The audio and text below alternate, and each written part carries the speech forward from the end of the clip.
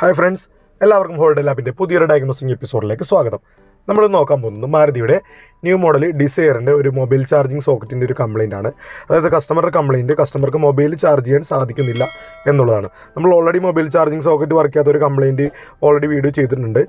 നമ്മൾ ഇന്ന് ചെയ്യുന്നത് ഈ ഡിസയറിൻ്റെയാണ്. കാരണം നമ്മൾ ടാക്സി പർപ്പസായിട്ട് മാരുതിയുടെ വാഹനങ്ങൾ എർട്ടിഗ, ഡിസയർ മുതലായ വാഹനങ്ങളാണ് കൂടുതലായിട്ട് ഉപയോഗിക്കുന്നത്. അപ്പോൾ ഈ വാഹനങ്ങൾ ടാക്സി പർപ്പസ് ഓടിക്കൊണ്ടിരിക്കുന്ന സമയത്ത് ഇതുപോലെ കംപ്ലയിൻറ്റ് വന്നു കഴിഞ്ഞാൽ അവർക്ക് ഡ്രൈവേഴ്സിന് ഒരുപാട് ബുദ്ധിമുട്ടാണ് ഈ ചാർജിങ് സോക്കറ്റ് കറക്റ്റ് ചെയ്യാൻ വേണ്ടി. അപ്പോൾ അവർക്ക് ഉപകാരപ്പെടുന്നതിന് വേണ്ടിയാണ് മെയിനായിട്ട് ഈ വീഡിയോ ഇതിൽ ഉൾപ്പെടുത്തിയിരിക്കുന്നത്. അപ്പോൾ നമുക്ക് കംപ്ലയിൻറ്റ് എന്താണെന്നുള്ളത് പരിശോധിക്കാം. നമുക്ക് ഇഗ്നേഷൻ ഓൺ ചെയ്യാം. നമ്മൾ ഇഗ്നേഷൻ ഓൺ ചെയ്തിട്ടുണ്ട്. ഇതിൻ്റെ താഴത്ത് ഈ മൊബൈൽ ചാർജിങ് പോർട്ട് നിങ്ങൾ കാണുന്നുണ്ടാവും. ഇതിലുള്ള ചാർജർ ഓൾറെഡി ഇരിപ്പുണ്ട്. ശരിക്കും അതിലൊരു ബാക്ക്ഗ്രൗണ്ട് ലൈറ്റ് വരേണ്ടതാണ്, അത് വരുന്നില്ല. അതായത് ചാർജിങ്ങും ആവുന്നില്ല, അതുപോലെ അതിലോട്ട് പവർ സപ്ലൈ വരുന്നതിൻ്റെ ഒരു ലക്ഷണം തന്നെ കാണുന്നില്ല കസ്റ്റമർക്ക്. അപ്പോൾ വേറെ ചാർജറൊക്കെ ഉപയോഗിച്ച് നോക്കി, എന്നിട്ടും അതിൽ അദ്ദേഹത്തിന് ചാർജ് ചെയ്യാൻ സാധിക്കുന്നില്ല എന്നുള്ളത് പറഞ്ഞുകൊണ്ടാണ് നമ്മുടെ അടുത്ത് വന്നിരിക്കുന്നത്. അപ്പോൾ നമ്മൾ നോക്കുമ്പോൾ ശരിയാണ്, ചാർജർ കണക്ട് ചെയ്ത് കഴിഞ്ഞിട്ടും അതിൽ യാതൊരുവിധ ലൈറ്റ് ഓൺ ആവുകയോ അത് ചാർജ് ചെയ്യാൻ സാധിക്കുകയോ ഒന്നും ചെയ്യുന്നില്ല. അപ്പോൾ നമുക്ക് ഇനി അതിൽ പവർ വരുന്നുണ്ടോ ഇല്ല എന്നുള്ളത് ആദ്യം തന്നെ പരിശോധിക്കാം. അപ്പോൾ അതിനുവേണ്ടി നമ്മൾ DC ടെസ്റ്റർ എടുത്തിട്ടുണ്ട്. അതിൻ്റെ ചുറ്റും കാണുന്ന ഈ മെറ്റൽ വളയത്തിൽ അതിന് നെഗറ്റീവ് കണക്ഷൻ വരുന്നത്, അതിൻ്റെ പോസിറ്റീവ് സപ്ലൈ വരുന്നത് അതിൻ്റെ സെൻറ്ററിൽ കാണുന്ന ആ ഒരു സ്ക്വയർ പീസ് പോലെ കാണുന്ന ഭാഗത്താണ്.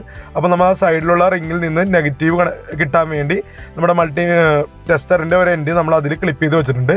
അതിനുശേഷം നമ്മുടെ ടെസ്റ്റർ അതിൻ്റെ നടുക്കുള്ള ആ സ്ക്വയറായിട്ട് കാണുന്ന പോയിന്റിലോട്ട് നമ്മൾ ടച്ച് ചെയ്യുകയാണ്. ശരിക്കും അതിൽ സപ്ലൈ ഉണ്ടെങ്കിൽ, അതായത് അതിലോട്ട് പോസിറ്റീവ് നെഗറ്റീവ് വന്നിട്ടുണ്ടെങ്കിൽ ആ ലൈറ്റ് അവിടെ കത്തുന്നതാണ്. ഇഗ്നേഷനൊക്കെ ഓൾറെഡി ഓൺ ആക്കിയാണ് ഇട്ടിരിക്കുന്നത്. പക്ഷേ നമുക്ക് അതിൽ ലൈറ്റ് വരുന്നില്ല, അതായത് അതിൽ പവർ സപ്ലൈ വരുന്നില്ല എന്നുള്ളതാണ് നമുക്കതിന് മനസ്സിലാക്കാൻ സാധിക്കുന്നത്. അപ്പോൾ ഇങ്ങനെ വന്നു കഴിഞ്ഞാൽ നമ്മൾ ആദ്യം തന്നെ നോക്കാൻ പോകുന്നത് ഇതിൻ്റെ ഫ്യൂസ് എന്തെങ്കിലും പോയിട്ടുണ്ടോ എന്നുള്ളതാണ്. അപ്പോൾ ഡിസയറിൻ്റെ ഫ്യൂസ് വരുന്നത് നമ്മുടെ ഗ്ലോ ബോക്സിൻ്റെ ബാക്ക് സൈഡിലാണ്. ഗ്ലോ ബോക്സിൻ്റെ അടിയിൽ കൂടി ആക്സസ് ചെയ്യാം, അല്ലാതെ ഇതുപോലെ ഗ്ലോ ബോക്സ് റിമൂവ് ചെയ്ത് വെച്ച് കഴിഞ്ഞാൽ നമുക്ക് എളുപ്പത്തിൽ ആക്സസ് ചെയ്യാം. അപ്പോൾ ഇത് റിമൂവ് ചെയ്യുന്നതിന് സൈഡിൽ 2 ബുഷ് പോലൊരു സംഭവം ഉണ്ട്. അത് ജസ്റ്റ് ഒന്ന് ഉള്ളിലോട്ട് പ്രസ് ചെയ്യുക, എന്നിട്ട് അതിൻ്റെ നടുക്ക് ഇതുപോലെ ബെൻഡ് ചെയ്ത് കഴിഞ്ഞാൽ ഇതുപോലെ നമുക്ക് അതിൽ നിന്ന് റിമൂവ് ചെയ്തെടുക്കാം. അതിനുശേഷം അടിയിലുള്ള കാല് ഇതുപോലെ ഡാഷ്ബോർഡിൻ്റെ ഒരു എൻഡിലോട്ട് കയറ്റി വെച്ചിട്ടുണ്ടാവും. നമ്മൾ ജസ്റ്റ് താഴത്തോട്ടാക്കിയിട്ട് ഫ്രണ്ടിലോട്ട് വലിച്ചു കഴിഞ്ഞാൽ അതിൽ നിന്നും ആ ലോക്ക് ഊരിപ്പോരും. അങ്ങനെ ഗ്ലോ ബോക്സ് നമ്മൾ മാറ്റി വെച്ചിട്ടുണ്ട്. അപ്പോൾ ഈ കാണുന്ന ബോക്സാണ് നമ്മുടെ ഫ്യൂസ് ബോക്സ്. അപ്പോൾ ഇതൊരു ലോ വേർഷൻ മോഡൽ വണ്ടികളുടെ നമ്മൾ ടാക്സി പർപ്പസിന് ഉപയോഗിക്കുന്ന വണ്ടികളുടെ ഈ ടൈപ്പ് ആയിരിക്കും ഫ്യൂസ് ബോക്സ് വരിക. അപ്പോൾ ഇതുപോലെ 2 സൈഡിൽ പ്രസ് ചെയ്യാനുള്ള ഒരു പോർഷൻ ഉണ്ടാവും. അവിടെ പ്രസ് ചെയ്ത് കഴിഞ്ഞാൽ ഇതുപോലെ അതിൻ്റെ ക്യാപ്പ് അവിടെ നിന്ന് നമുക്ക് റിമൂവ് ചെയ്തെടുക്കാം. ഒരു സൈഡിൽ വലിയ കാലും ഒരു സൈഡിൽ ചെറുതുമായിരിക്കും. അപ്പോൾ നമ്മത് റിമൂവ് ചെയ്തെടുത്തിട്ടുണ്ട്. ഇനി അതിനുള്ളിൽ ഫ്യൂസ് നിങ്ങൾ ഒരുപാട് ഇപ്പോൾ കാണുന്നുണ്ടാവും. അപ്പോൾ ഇതിൽ ഏതാണ് നമ്മുടെ മൊബൈൽ ചാർജറുമായിട്ട് ബന്ധപ്പെട്ട ഫ്യൂസ് ഒന്ന് ഐഡൻറ്റിഫൈ ചെയ്യണം. അപ്പോൾ ഇതിൻ്റെ ഊരിയെടുത്ത കവറിൽ തന്നെ ഏതൊക്കെ ഫ്യൂസ് ആണെന്നുള്ളത് അവിടെ മെൻഷൻ ചെയ്തിട്ടുണ്ട്. അപ്പോൾ back meter, condenser, ignition signal, washer, front wiper, tail, hazard, stop light, അങ്ങനെ എല്ലാം ഇതിൽ മെൻഷൻ ചെയ്തിട്ടുണ്ടാവും. നിങ്ങൾ കൃത്യമായിട്ട് നോക്കിക്കഴിഞ്ഞാൽ നിങ്ങൾക്ക് ഏകദേശം മനസ്സിലാകാൻ സാധിക്കും.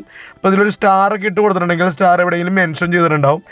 ഇതിൻ്റെ അടിയിൽ മെൻഷൻ ചെയ്തിട്ടുണ്ട് സ്റ്റാർ ഒന്ന് കഴിഞ്ഞാൽ 15 ആംപിയർ ACC 3 അല്ലെങ്കിൽ 5 ആംപിയറിൻ്റെ CNG എന്നതിൽ മെൻഷൻ ചെയ്തിട്ടുണ്ട്. അപ്പോൾ നമ്മുടെ ഫ്യൂസ് വരുന്നത് ഈ നടുക്ക് കാണുന്ന ഈ ACC 2 എന്ന് പറയുന്ന 15 ആംപിയർ ഫ്യൂസാണ് നമ്മുടെ ഈ മൊബൈൽ ചാർജറിൻ്റെ പോർട്ടിലോട്ടൊക്കെ വരുന്നത്. അപ്പോൾ നമ്മൾ ടെസ്റ്റർ എടുത്തിട്ട് ബോഡിയിൽ അതിൻ്റെ ഒരു എൻഡ് കണക്ട് ചെയ്തിട്ടുണ്ട്. ടെസ്റ്ററിൻ്റെ മറ്റേ ഭാഗം നമ്മുടെ ഫ്യൂസിൽ കണക്ട് ചെയ്ത് നോക്കണം. ഫ്യൂസിൻ്റെ പുറകിൽ 2 പോയിൻ്റ് ഉണ്ടാവും ചെക്ക് ചെയ്യാനുള്ള. അതിൽ ഓരോ പോയിന്റിലും നമ്മൾ ടച്ച് ചെയ്ത് നോക്കുന്നതാണ്. അപ്പോൾ ടച്ച് ചെയ്ത് നോക്കുമ്പോഴേക്കും അതിൽ ലൈറ്റ് ഒന്നും വരുന്നില്ല. ബോഡിയിൽ നിന്ന് നെഗറ്റീവ് ടെസ്റ്ററിന് കിട്ടിയിട്ടുണ്ട്, പോസിറ്റീവാണ് നമുക്ക് ഫ്യൂസ് വഴി കിട്ടേണ്ടത്. അപ്പോൾ 2 പോയിന്റിൽ ടച്ച് ചെയ്തിട്ടും അത് ഓൺ ആയില്ല. അപ്പോൾ നമ്മൾ ഇഗ്നേഷൻ ഓൺ ആക്കിയിട്ടില്ല. അപ്പോൾ നമ്മൾ ഇഗ്നേഷൻ ഒന്ന് ഓൺ ആക്കുകയാണ്. ഇഗ്നേഷൻ ഓൺ ആക്കി ഇനി നമുക്ക് ഒന്നും കൂടി ചെക്ക് ചെയ്യാം. കാര്യം ഇഗ്നേഷൻ ആക്സസറീസ് ഓൺ ആയാൽ മാത്രമേ അതിലോട്ട് ലൈൻ വരുള്ളൂ. അപ്പോൾ ഇഗ്നേഷൻ ഓൺ ആക്കിയപ്പോഴേക്കും ഒരു താഴത്തെ പോയിന്റിലേക്ക് നമുക്ക് സപ്ലൈ വരുന്നതായിട്ട് കാണുന്നുണ്ട്.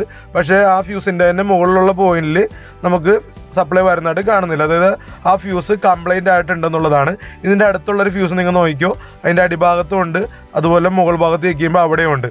പക്ഷേ നമ്മുടെ ഫ്യൂസിൽ താഴ്ഭാഗത്ത് മാത്രമേ ഉള്ളൂ, മുകൾ ഭാഗത്ത് പരിശോധിക്കുമ്പോഴേക്കും അവിടെ സപ്ലൈ കാണുന്നില്ല. അതായത് ആ ഫ്യൂസ് പൊട്ടിപ്പോയിട്ടുണ്ട്. ശരിക്കും അതിൻ്റെ ഒരു കാലിൽ കൂടി സപ്ലൈ കയറി മറ്റേ കാലിലോട്ട് എത്തണം. അപ്പോൾ അത് വരുന്നില്ല. അപ്പോൾ നമുക്കത് ഊരിയെടുക്കുന്നതിന് വേണ്ടി എൻജിൻ റൂമിലെ ബാറ്ററിയുടെ സൈഡിലുള്ള ഫ്യൂസ് ബോക്സിൻ്റെ കവർ ഊരിയാൽ അതിൻ്റെ ഉള്ളിൽ നിങ്ങൾക്ക് സ്പെയർ ഫ്യൂസും കാണാൻ പറ്റും, ഇതുപോലെ ഒരു പുള്ളറും കാണാൻ പറ്റും. ഈ 15 ആംപിയർ ഫ്യൂസാണ് നമുക്ക് ഉപയോഗിക്കേണ്ടത്. അപ്പോൾ ആദ്യം തന്നെ നമുക്ക് പുള്ളർ എടുത്തിട്ട് നമ്മുടെ കംപ്ലൈൻ്റ് ആയ ഫ്യൂസ് ഒന്ന് റിമൂവ് ചെയ്യാം. ഇതുപോലെ അതിലോട്ട് കണക്ട് ചെയ്യുക, പിടിപ്പിക്കുക, അതിനുശേഷം ഒന്ന് പ്രസ് ചെയ്തിട്ട് പുറകോട്ട് വലിക്കുക. അപ്പോൾ ഇതുപോലെ നമുക്ക് ഊരിയെടുക്കാൻ സാധിക്കും. അപ്പോൾ നിങ്ങൾ അതിൻ്റെ ഉള്ളിലോട്ട് നോക്കിക്കഴിഞ്ഞാൽ ഈ 2 കാലും തമ്മിലൊരു നടുക്കൊരു റാബുള്ളൊരു കണക്ഷൻ ഉണ്ട്. അതിൻ്റെ ഒരു പീസ് പൊട്ടിയിരിക്കുന്നത് നിങ്ങൾക്ക് കാണാൻ സാധിക്കും. നിങ്ങൾക്ക് നല്ലൊരു ഫ്യൂസ് വെച്ച് നോക്കുമ്പോൾ കൃത്യമായിട്ട് മനസ്സിലാവും എന്നാണ് ഞാൻ വിചാരിക്കുന്നത്. അപ്പോൾ നിങ്ങൾ നോക്കിക്കഴിഞ്ഞാൽ ഒന്നും കൂടി കാണിച്ചു തരാം. അതിൻ്റെ ഉള്ളിലൊരു പീസ് പൊട്ടിപ്പോയേക്കണ കാണാൻ പറ്റും. രണ്ട് കാലം തമ്മിൽ ഇങ്ങനെ സെൻറ്ററിൽ കണക്റ്റഡ് ആയിരിക്കണം. അപ്പോൾ അത് ക്രാക്ക് ആയി പോയിട്ടുണ്ട്. അപ്പോൾ അത് ഫ്യൂസ് എന്തെങ്കിലും കാരണം കൊണ്ട് ഷോർട്ടായി പോയിരിക്കുന്നതാണ്. ചിലപ്പോൾ ചാർജറിൻ്റെ ഇഷ്യൂ ഉണ്ടായിരിക്കാം, അല്ലെങ്കിൽ അതിൽ കുത്തിയ കേബിളോ എന്തെങ്കിലും ഇഷ്യൂ കൊണ്ട് സംഭവം പോയിട്ടുണ്ടാവാം. ലോവർ വന്നാലും ഒക്കെ പോകാം. അപ്പോൾ നമ്മളിനി സ്പെയർ ഫ്യൂസ് റിമൂവ് ചെയ്യാനാണ്. നമ്മുടെ ഫ്യൂസ് ബോക്സിനുണ്ടായ 15 ആമ്പിയർ തന്നെ എത്രയാണോ റേറ്റിങ്ങിലുള്ള ഫ്യൂസ് പോയത് അതേ റേറ്റിങ്ങിലുള്ള ഫ്യൂസ് തന്നെ നമ്മൾ എടുത്തിട്ട് നമ്മൾ അവിടെ തിരിച്ച് നമുക്ക് കണക്ട് ചെയ്യാം. അപ്പോൾ നിങ്ങൾ കാണുന്നുണ്ടാവും ഇതിപ്പോൾ പോയ ഫ്യൂസ് നമ്മൾ മറ്റേ റിമൂവ് ചെയ്ത ഫ്യൂസ് ഒന്നുകൂടി എടുത്ത് കാണിച്ചു തരാം. ഇതാണ് നമ്മുടെ സ്പെയർ ഫ്യൂസ്. കണ്ടോ, സ്പെയർ ഫ്യൂസിന് രണ്ട് കാലം തമ്മിൽ നല്ല രീതിയിൽ തന്നെ പോലെ അത് കണക്റ്റഡ് ആണ്. ഓക്കെ, അപ്പോൾ ഇനി ആ ഫ്യൂസ് എടുത്ത് നമ്മൾ റിമൂവ് ചെയ്തെടുത്ത അതേ ലൊക്കേഷനിൽ തന്നെ നമ്മൾ കണക്ട് ചെയ്യാനാണ്. നമ്മൾ റിമൂവ് ചെയ്തെടുക്കുമ്പോഴേക്കും അവിടെ 15 ആമ്പിയർ ആണെന്നുള്ളത് നമ്മൾ ഓൾറെഡി ആ ബോക്സിൽ നോക്കി മനസ്സിലാക്കിയിട്ടുണ്ട്. ഇനി വേറെ ആരെങ്കിലും വല്ല 10 ഇട്ട് കഴിഞ്ഞാൽ അപ്പോഴും പോകും, കറക്റ്റാണെന്ന് മനസ്സിലാക്കുക. അപ്പോൾ ഫ്യൂസ് ഇട്ടതിന് ശേഷം നമ്മൾ അതുപോലെ രണ്ട് സൈഡ് പരിശോധിക്കുന്നതാണ്. രണ്ട് പോയിന്റിലും നമുക്ക് സപ്ലൈ വന്നതായിട്ട് കാണുന്നുണ്ട്. അതായത് ഇപ്പോൾ നമ്മൾ ഫ്യൂസ് ഇട്ടപ്പോഴേക്കും അതിൻ്റെ കണക്ഷൻ പ്രോപ്പറായിട്ട് തന്നെ ഇപ്പോൾ കിട്ടുന്നുണ്ട്. ഒരു കാലിൽ കൂടിയുള്ള കണക്ഷൻ കയറി മറ്റേ കാലിലൂടെ അടുത്ത പോയിന്റിലോട്ട് പോകുന്നുണ്ട്. നേരത്തെ അത് പൊട്ടിക്കിടുന്ന കാരണം ആ പവർ സപ്ലൈ നമ്മുടെ മൊബൈൽ ചാർജർ സോക്കറ്റിലോട്ടൊന്നും എത്തുന്നുണ്ടായിരുന്നില്ല. ഇപ്പോൾ കറക്റ്റായിട്ട് തന്നെ ഫ്യൂസ് കറക്റ്റായിട്ടുണ്ട്, സപ്ലൈ പോകാൻ തുടങ്ങിയിട്ടുണ്ട്. ഇനി നമുക്ക് ടെസ്റ്റർ വെച്ചിട്ട് ഒന്ന് അതിൻ്റെ സെൻറ്ററിൽ കൊടുത്ത് നോക്കാം. നമ്മൾ ഓൾറെഡി ബോഡിയിൽ എർത്ത് ചെയ്തിട്ടുണ്ട്. നമ്മൾ സെൻറ്ററിൽ പൊട്ടിക്കുമ്പോഴേക്കും നമ്മുടെ ടെസ്റ്റർ ഓണായി, അതായത് അവിടെ പവർ സപ്ലൈ വന്നിട്ടുണ്ട്. ഇനി ഒന്നും കൂടി നമ്മുടെ ഔട്ടർ റിങ്ങിലും കൂടി ക്ലിപ്പ് ചെയ്തിട്ട് ഒന്ന് സെൻറ്ററും കൂടി നോക്കിയേക്കാം എർത്തിൻ്റെ ഇഷ്യൂ ഉണ്ടെന്നുള്ളത്. അപ്പോൾ അതും ഓക്കെയാണ്. നമ്മുടെ മൊബൈൽ ചാർജറിൽ ഇപ്പോൾ പ്രോപ്പറായിട്ട് തന്നെ പവർ സപ്ലൈ വരുന്നതായിട്ട് കാണുന്നുണ്ട്. നമുക്കിനി ചാർജർ കണക്ട് ചെയ്ത് നോക്കാം. നമ്മളതിലേക്ക് ചാർജർ കണക്ട് ചെയ്തപ്പോൾ തന്നെ അതിൻ്റെ ബാക്ക്ഗ്രൗണ്ട് ലൈറ്റ് ഓൺ ആയതായിട്ട് നിങ്ങൾ കാണുന്നുണ്ടാവും, ഒരു നീല കളറിലെ വളയം. ഓക്കെ, അപ്പോൾ ചാർജർ പ്രോപ്പറായിട്ട് തന്നെ വർക്ക് ചെയ്യാൻ തുടങ്ങിയിട്ടുണ്ട്. നമുക്കിനി മൊബൈൽ ചാർജറിൻ്റെ ഒരു കണക്ഷനും കൂടി കേബിളൊന്നും കൊടുത്ത് നോക്കാം.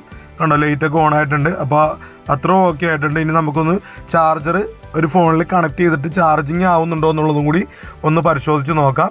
നമ്മൾ മൊബൈൽ എടുത്തിട്ടുണ്ട്. ഇതിലേക്ക് നമുക്ക് ഇതിൻ്റെ ചാർജിങ് പോർട്ടിൽ നിന്നുള്ള കണക്ഷൻ എടുത്ത് കണക്ട് ചെയ്യാം. USB കേബിൾ എടുത്തിട്ട് നമ്മൾ മൊബൈൽ ചാർജിങ് പോർട്ടിൽ കണക്ട് ചെയ്തിട്ടുണ്ട്. അത് ചാർജ് കയറുന്നതായിട്ട് നിങ്ങൾക്ക് കാണുന്നുണ്ടാകും. 81% എന്ന് പറഞ്ഞ് ചാർജിങ് കയറുന്ന. അപ്പോൾ നമ്മുടെ വാഹനത്തിനുണ്ടായിരുന്ന കംപ്ലയിൻറ്റ് ഈ നടുക്ക് കാണുന്ന ACC2 എന്ന് പറയുന്ന 15 ആമ്പിയർ ഫ്യൂസ് പോയതായിരുന്നു. അപ്പോൾ നമ്മത് കറക്റ്റ് ചെയ്തിട്ടുണ്ട്. അപ്പോൾ നമ്മുടെ വാഹനത്തിന് ഈ കംപ്ലയിൻറ്റ് വന്നു കഴിഞ്ഞാൽ ഈ 15 ആമ്പിയർ ഫ്യൂസാണ് നിങ്ങൾ നോക്കേണ്ടത്. 15 പോയി കഴിഞ്ഞാൽ 15 ആമ്പിയർ ഫ്യൂസ് തന്നെ നിങ്ങൾ ഇടുക സ്പെയറിൽ നിന്നും.